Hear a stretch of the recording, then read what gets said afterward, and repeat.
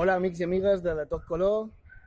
Avui divendres 20 d'abril tenim un programa molt especial a IB3 Ràdio que ningú no s'ho perdi. Vos volia presentar a dues de les convidades que vendran avui amb nosaltres. Aquí tenim la Pamela. Hola Pamela. Hola, com va?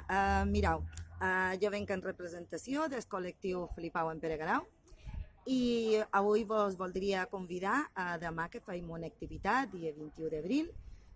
Tot el dia estirem a la plaça de les columnes i serà molt interessant. Activitats, lectura, intercanvi de llibres, tallers i sobretot que vosaltres vengueu. Gràcies. El col·lectiu Flipau en Pere Garau, molta feina fan i moltes vegades ja hem parlat d'ells en aquest programa aquí a IB3 Ràdio.